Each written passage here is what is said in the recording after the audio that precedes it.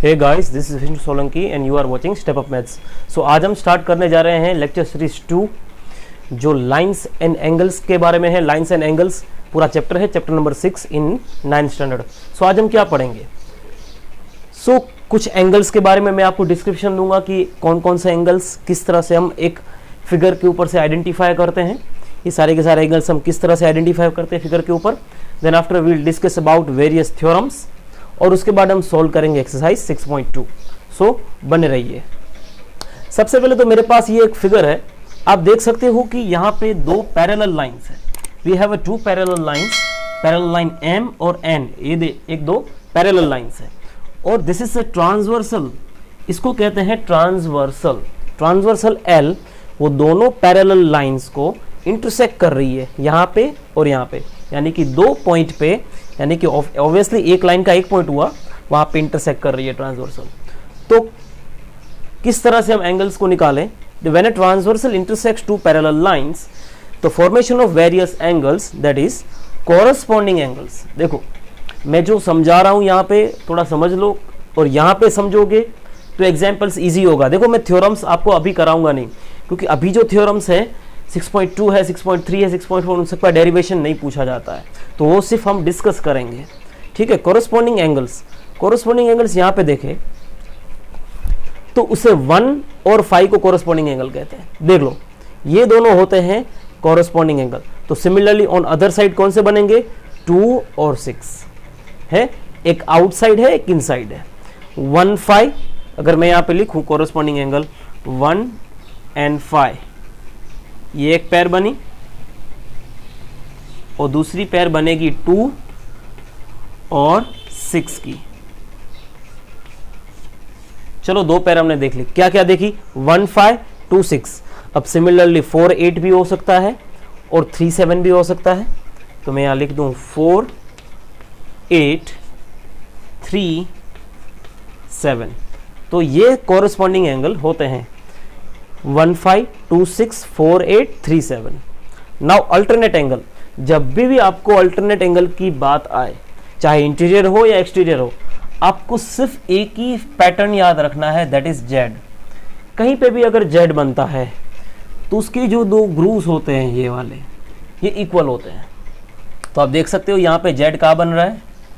ये जेड बन रहा है, ठीक है, पर यहाँ इंटीरियर है तो ऑब्वियसली ये इंटीरियर एंगल्स ही है। देखो ये जेड बना तो जेड के दो ग्रूव्स कौन से हुए? देखो ये जेड, उसके दो ग्रूव्स 4 and 6, तो 4 and 6 इक्वल होते हैं।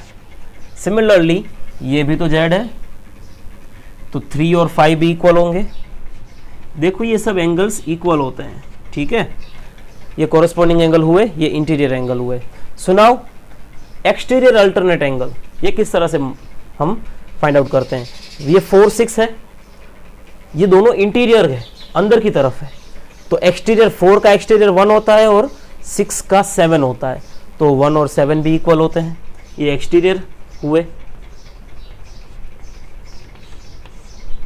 देन सेम 3 5 का क्या होगा? 2 और 8,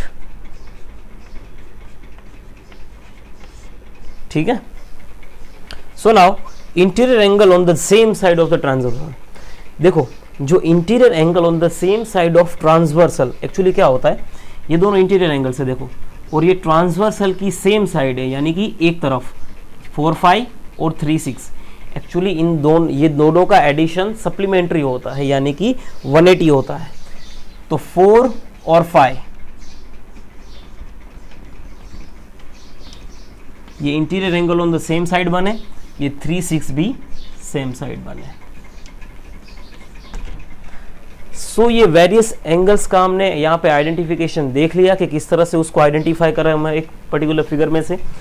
अब आप थ्योरम पढ़ोगे तो आपको डायरेक्टली पता चलेगा कि अल्टरनेट एंगल, कॉरस्पॉन्डिंग एंगल्स और interior angle on the same side of transversal, ये सब क्या होता है, ये इक्वल होते हैं और इन दोनों का एडिशन सप्लीमेंट्री यानी कि 180 होता है। तो ये सब आपको डायरेक्टली थ्योरम में से, थ्योरम में सिर्फ स्टेटमेंट है, स्टेटमेंट पढ़ोगे तो आपको आ जाएगा। कभी थ्योरम्स होते हैं, कभी एग्जाम्स होते हैं, कभी कॉरोलरीज होती हैं, तो वो सब आपको देख लेना है। Now we are starting our exercise 6.2। So now this is our first example. Figure दी गई हुई है, आपको दो अननोन एंगल्स फाइंड करने हैं एक्स एंड वाई। किस तरह से करें, थोड़ा यहाँ पे हम देखें तो हमें क्या पता चल रहा है कि देखो ये दोनों वर्टिकली अपोजिट एंगल्स हैं। डायरेक्टली ऐसी चीज़ें आपको पता हो जानी चाहिए। देखो ये 50 है तो ये भी 50 होता है, वर्टिकली अपोजिट एंगल्स है। तो क्या होगा, मैं लिख सकता हूँ यहाँ पे कि angle y is directly is equal to 130 degree लिख सकता हूँ। पास में क्या लिखूंगा, वर्टिकली ऑपोजिट एंगल्स। देखो कोई बिना मतलब के सेंटेंस मत लिखो। एक्चुअली आप डाइजेस्ट प्रीफर करोगे तो बहुत सारे बिना मतलब के सेंटेंस लिखे हुए हैं। टू द पॉइंट आपका आंसर होना चाहिए। अगर ये y है, ये 130 है, वर्टिकली ऑपोजिट है, तो दोनों इक्वल होते हैं। चलो ठीक है। और एक चीज़ कैसे पता चलता है, देखो अगर ये 130 है तो यहाँ पे देखो ये z क्रिएट हो रहा है। दो तरीके से मैं x की वैल्यू फाइंड कर सकता हूँ। यहाँ पे z क्रिएट हो रहा है, इसका मतलब तो ये है कि x और y दोनों इक्वल होते हैं।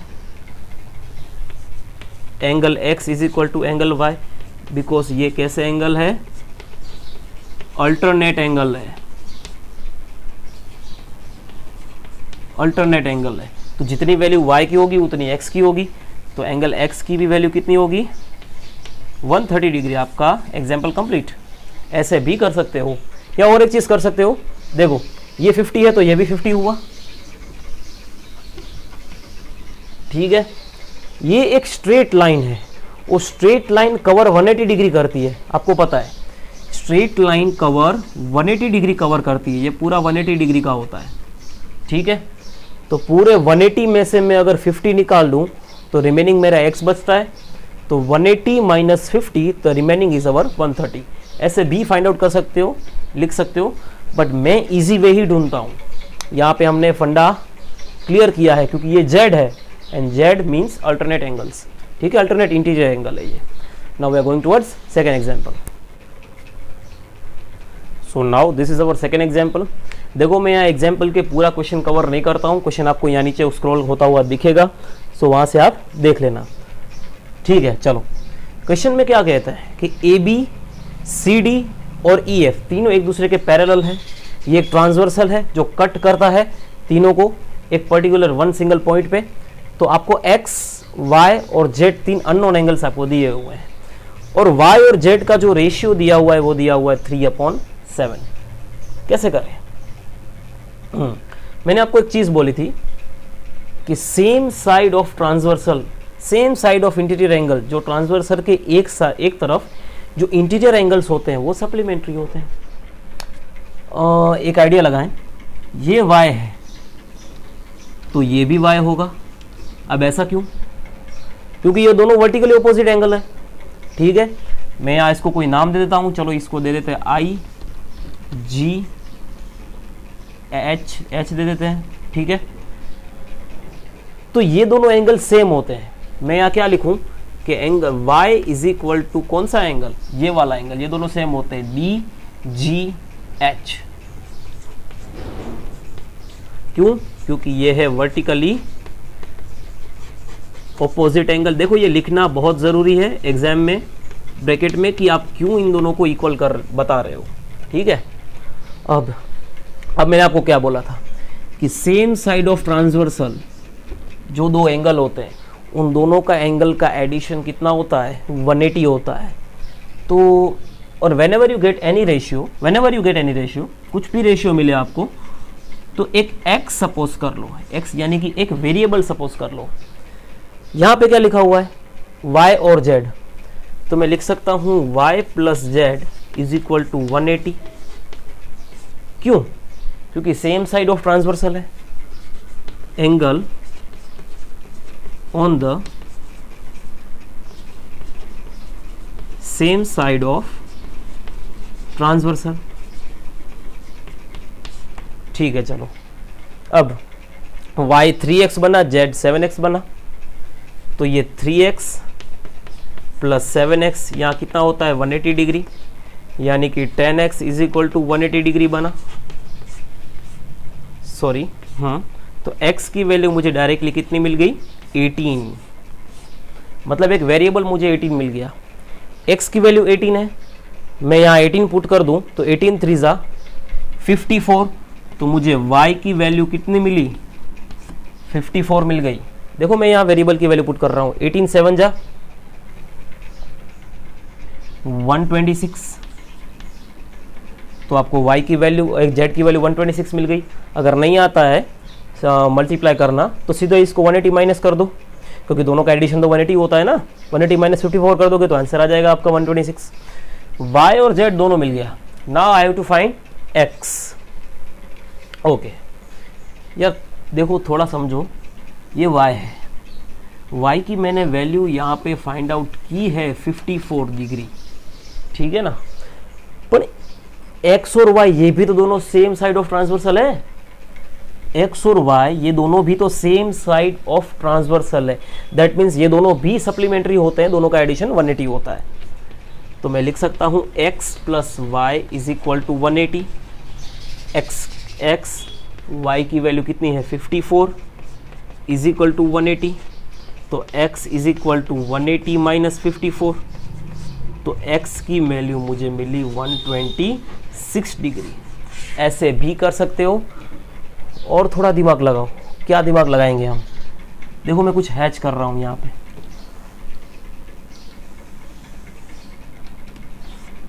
जेड दिखा, दिस इज द जेड। इसका मतलब क्या हुआ कि दो ग्रुव्स कौन से हैं, जेड और X. This two are the alternate angles, alternate interior angle, यानी कि ये दोनों सेम होते हैं। अगर आप ये प्रोसीजर नहीं करते, डायरेक्टली यहां लिख देते कि angle x is equal to angle z, तो x की वैल्यू भी 126 होती है बिकॉज ऑफ अल्टरनेट एंगल्स। ठीक है, ऐसे लिख सकते हो आप डायरेक्टली, ये दोनों अल्टरनेट एंगल बने इसलिए, क्योंकि z की वैल्यू तो 126 है, तो x विल ऑल्सो बी 126। समझ में आ रहा है। हमारे पास बहुत सारी मेथड्स है, आपको कौन सी मेथड आपको प्रेफरेबल रखती है वो आप यूज करो। Now going towards next example. Figure को थोड़ा ऑब्जर्व करें। क्या है, ए बी और सी डी एक दूसरे के पैरेलल है। एफ ई या यस ई एफ भी कह सकते हैं। ये परपेंडिकुलर है सी डी के। परपेंडिकुलर मतलब दोनों तरफ के एंगल 90 के होंगे। जी ई डी कहाँ पे है, जी ई डी, यानी कि ये पूरा एंगल दिया हुआ है 126 डिग्री। तो ये तीनों फाइंड करना है। कौन सा फाइंड करना है, ए जी ई। यार देखो थोड़ा समझो, हाँ जेड दिखा, दिस इज अवर जेड। अगर ये 126 है तो ये भी कितना होगा, 126 ही होगा। समझ में आ रहा है ना, कोई बड़ी बात नहीं है। ये यहाँ जेड हुआ तो ये 126 है, तो ए जी ई भी 126 होगा। तो मैं डायरेक्टली लिख दूं यहाँ पे कि angle A G E is equal to angle G E D. तो angle A G E will also be 126 degree because this angles are alternate angles. ठीक है, चलो नेक्स्ट जी ई एफ कहाँ पे, जी ई एफ थोड़ा समझो। ये एंगल की बात चल रही है, अरे यार देखो पूरा 126 है, उसमें से 90 माइनस कर दूंगा क्योंकि ये एंगल तो 90 का है।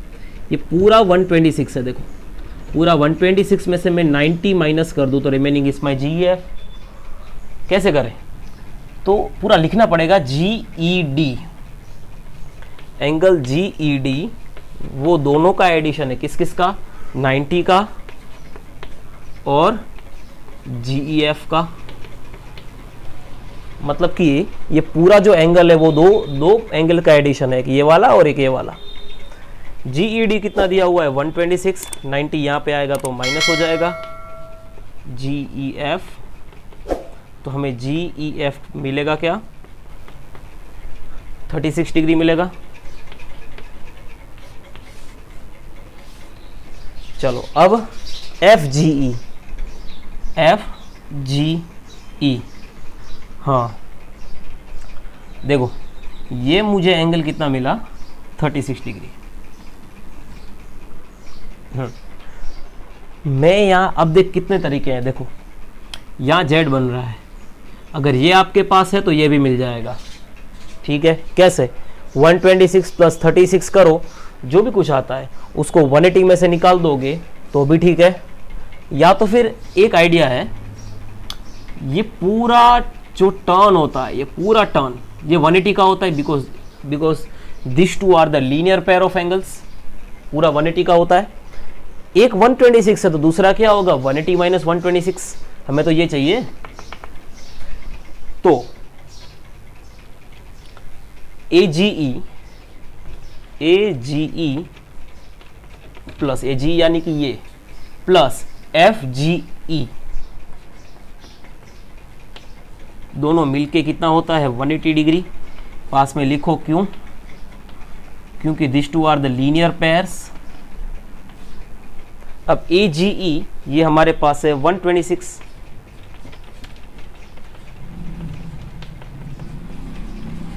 तो FGE कितना होगा 180 माइनस 126 कितना होता है 54 आई थिंक, यस 54। देखो कुछ कैलकुलेशन में मिस्टेक हो तो देख लेना थोड़ा, मैं इतना परफेक्टली कैलकुलेशन नहीं करता हूं। तो ये इस तरह से एग्जांपल हुआ, 3 चीजें फाइंड करनी थी जो हो गई। नाउ नेक्स्ट एग्जांपल, तो थोड़ा देखें क्या है ये। सबसे पहले तो बुक में हिंट दिया हुआ है, क्या दिया हुआ है कि ये सब पैरेलल लाइन से, तो एक और पैरेलल लाइन यहां जनरेट करो। मैं 2 कर देता हूं, नाम भी दे दिया। आपने सोचा होगा फाइंड क्या करना है, मैंने लिखा नहीं है, तो ये फाइंड करना है, ये चीज यानी कि ये एंगल आपको फाइंड करना है। ठीक है चलो। सबसे पहली चीज अल्टरनेट एंगल, Q है, Y है, एक नाम यहाँ बच रहा है, क्या दें, मेरे नाम से दे देते हैं, चलो V दे देते हैं। ये Z बना, अगर ये 130 का है तो ये भी कितना होगा 130 का, होगा कि नहीं होगा, Z बन रहा है ना। तो लिख सकता हूं मैं कि angle TSV is equal to angle ये वाला SVQ। देयरफॉर SVQ कितना होगा 130 डिग्री। ठीक है चलो, मुझे ये 130 डिग्री मिल गया। हाँ, नाउ व्हाट, देखो ये दोनों लीनियर पेयर ऑफ एंगल्स हैं, this two are the linear pair of angles, मतलब कि दोनों का एडिशन 180 होता है। ये 130 है तो बाकी का 180 माइनस 130 यानी 50 होने वाला है। देखो थोड़ा ध्यान से समझो, ये 130 है और इन दोनों का एडिशन अगर 180 होता है तो 130 में कितना डालें तो 180 आएगा, 50 ऑब्वियसली। तो इन दोनों का एडिशन 180, तो उसको इस तरह से लिखें कि ये एंगल को कहते हैं SVQ प्लस दूसरा एंगल ये है QVR, दोनों का मिलके एडिशन होता है 180। अब ऐसा क्यों, क्योंकि पास में लिखना पड़ेगा this two are the linear pairs, linear pair है। अब एक 130 का है SVQ यानी कि ये 130 का है,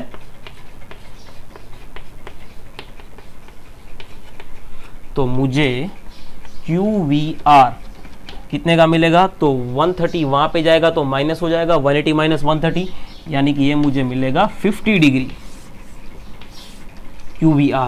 QVR यानी कि ये मुझे मिला 50 डिग्री। ठीक है चलो, ओके, ये मुझे 50 मिला। ओके, अब क्या करें, मुझे फाइंड ये करना है, कैसे भी करके निकालना है, कुछ भी करके निकालें। देखो यहाँ पे Z बन रहा है, ये Z बन रहा है, तो ये 110 है, तो ये पूरा भी 110 होगा कि नहीं होगा थोड़ा आपको कंफ्यूजन होगा ऑब्वियसली, क्योंकि ये एग्जाम्पल है ही थोड़ा ऐसा।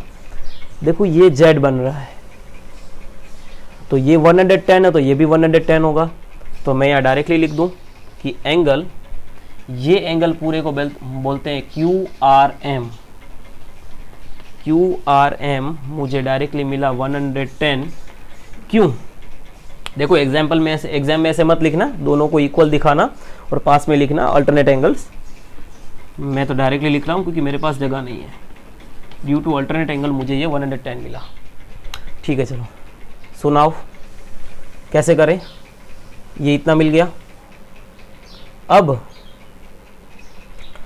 थोड़ा देखें आइडिया, ये भी तो जेड बन रहा है, ये भी तो जेड बन रहा है, दिख रहा है।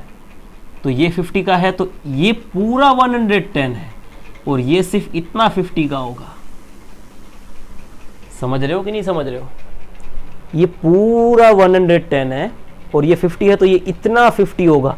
तो रिमेनिंग क्या हुआ 110 माइनस 50, तो ये मुझे मिल गया डायरेक्टली यहाँ पे 60 डिग्री। तो इसको ऐसा ही नहीं लिख सकते भाई, दिखाना पड़ेगा। पहले तो ये 50 डिग्री दिखाओ, कैसे दिखाओगे ये 50 डिग्री, यानी कि VRM 50 डिग्री होता है क्योंकि ये भी तो अल्टरनेट एंगल से ही बनता है। ठीक है, ओके। अब मुझे फाइंड करना है QRV, एंगल QRV कैसे होता है, पूरा 110 में से 50 निकाल दो, यानी कि QRM में से निकाल दो VRM। ये सब अंडरस्टैंडिंग है, आपके सारे के सारे अजम्पशंस हैं, सब चीज़ें आपके माइंड में चलती रहेगी। तो हमारा आंसर आया 60 डिग्री। चेक कर लो, मैंने इस तरह से किया है। यहाँ पे पहले आपको इक्वल दिखा के अल्टरनेट एंगल लिखना है, फिर ये लिखना है। देखो एक स्टेप मैंने यहाँ पे कट कर दिया है क्योंकि I don't have sufficient space, पर आपके पास है एग्जाम में उस तरह से करना। तो ये आई होप ये क्लियर हो गया है। नाउ नेक्स्ट एग्जाम्पल, हमें यहाँ पे एक्स और वाई फाइंड करना है, कुछ एंगल्स यहाँ पे दिए हुए हैं। ठीक है चलो, देखो एक चीज पता चल रही है कि नहीं चल रही है, कौन सी, हैच करूं, लिखते ही आइडिया आ जाना चाहिए। ये अल्टरनेट एंगल है, मतलब कि 127 is equal to 50 plus y होता है।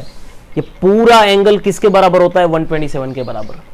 तो मैं यहाँ लिख सकता हूं कि 50 plus y is equal to 127, क्योंकि दोनों एंगल इक्वल है। कौन कौन से angle, APR is equal to angle PBD। क्यों, क्योंकि ये है अल्टरनेट एंगल। ठीक है, अब y की वैल्यू मुझे क्या मिलेगी, तो 127 माइनस 50। तो y कितना होता है, 127 माइनस 50, 50 प्लस 50 100 और 77 आई थिंक, यस। मुझे y की वैल्यू मिली 77 डिग्री। चलो ठीक है, ये मुझे मिला 77 डिग्री। अब मुझे x की वैल्यू चाहिए, x की वैल्यू, z बनाऊं, यस और नो, बना z,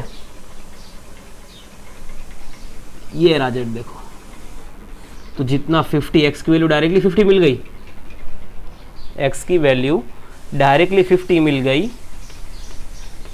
because of alternate angle. Because of क्यों, क्योंकि कौन से दो एंगल इक्वल है, APQ, वो इक्वल है किसके, ये एंगल के PQR के। क्यों, क्योंकि ये एंगल्स कैसे हैं, अल्टरनेट एंगल्स हैं। ठीक है, कंप्लीट ऑफ टुडे। क्या है थोड़ा समझे, देखो सबसे पहले तो ये एक रे है, इंसिडेंट रे, 10th में साइंस में आता है लाइट में। इंसिडेंट रे है, मिरर में क्या यहाँ पे लग रही है, और ये है रिफ्लेक्टेड रे, यहां से ये रिफ्लेक्ट होके कंप्लीटली दूसरे मिरर पे लग रही है। ये है इंसिडेंट रे, रे यानी कि एक लाइट का रे होता है ना, तो यहां से लग के यहाँ पे आई और यहां से वो निकल गई। चलो एक चीज समझो, एक लॉ ऑफ रिफ्लेक्शन है। लॉ ऑफ रिफ्लेक्शन क्या कहता है कि angle of incident and angle of reflection normal से इक्वल होता है। इसका मतलब कि ये हुआ कि ये दोनों एंगल इक्वल होते हैं और ये दोनों एंगल भी इक्वल होते हैं, और ये बात कर रहे हैं हम मिरर के लिए। चलो एंगल का नाम दे देता हूँ, ये एंगल 1 है, ये एंगल 2 है, ये एंगल 3 है, ये एंगल 4 है। नाम मैंने अपने हिसाब से दे दिया, और ये है नॉर्मल जो मैंने यहाँ पे ड्रॉ किया। ठीक है, चलो आपको पता है, क्या पता है, कि angle 1 is equal to angle 2 होता है और angle 3 is equal to angle 4 होता है, या ब्रैकेट में लिखो because law of reflection, law of reflection की वजह से। अब लॉ ऑफ रिफ्लेक्शन क्या है, तो angle of incident is equal to angle of reflection, ये आप लिख सकते हो यहाँ पे। ठीक है, चलो लिख लिया। अब और एक चीज, जेड दिख रहा है, जेड, ये है जेड, ये जेड दिखा, इसका मतलब एंगल 2 और एंगल 3 होना चाहिए। Angle 2 is equal to angle 3 होना चाहिए। क्यों? क्योंकि ये दोनों अल्टरनेट एंगल है, ये दोनों अल्टरनेट एंगल है। ठीक है, देखो 2 3 के बराबर है, 2 3 के बराबर है, तो मैं 3 की जगह 2 लिख सकता हूं, तो 2 4 के बराबर भी हो गया। फिर से देखो, एंगल 2 एंगल 3 के बराबर है, तो 3 की जगह मैं 2 लिख सकता हूं, तो 2 4 के बराबर हुआ, तो 4 को मैं 2 की जगह लिख सकता हूं, तो मैं कह सकता हूं कि angle 1 is equal to angle 4, angle of incident is equal to angle of reflection. देखो ये सब 10th में आएगा साइंस में, पर अभी सिर्फ इतना समझो, 2 3 के बराबर है, तो मैं 3 की जगह या 2 लिख सकता हूं, तो 2 4 के बराबर हो गया। तो जहां 2 है वहां मैं 4 भी लिख सकता हूं, तो 1 4 के बराबर हो गया। इसको इक्वेशन दे के लिख सकते हो कि फ्रॉम इक्वेशन 1 2 एंड 3। अब कुछ आइडिया लगाते हैं इसको प्रूव करने के लिए। मैं दोनों तरफ है ना 2 को मल्टीप्लाई कर देता हूं। चलो कर दिया मैंने। 2 1 का क्या होता है 1 + 1, और 2 4 का क्या होता है 4 + 4। ओके, 1 किसके बराबर है 2 के बराबर, 4 किसके बराबर है 3 के बराबर। मैंने एडजस्ट ही ऐसा किया है। 1 + 2 क्या होता है 1 + 2, यानी कि इन दोनों का एडिशन BCD होता है, और इन दोनों का एडिशन क्या होता है ABC। तो हो गया ना, तो ये पूरा एंगल ये एंगल के क्या हुआ इक्वल हुआ। अगर एंगल इक्वल है तो रेस भी एक दूसरे के पैरेलल होगी, तो मैं लिख सकता हूं AB is parallel to CD। So now this is the end of the exercise. यहां सब कंप्लीट होता है। अब आगे हम ट्राइंगल के तीनों एंगल का एडिशन 180 होता है, ये सब थोड़े बहुत थ्योरम्स पढ़ेंगे, और and then we will go for exercise 6.3। बने रहिए। Thank you and have a good day.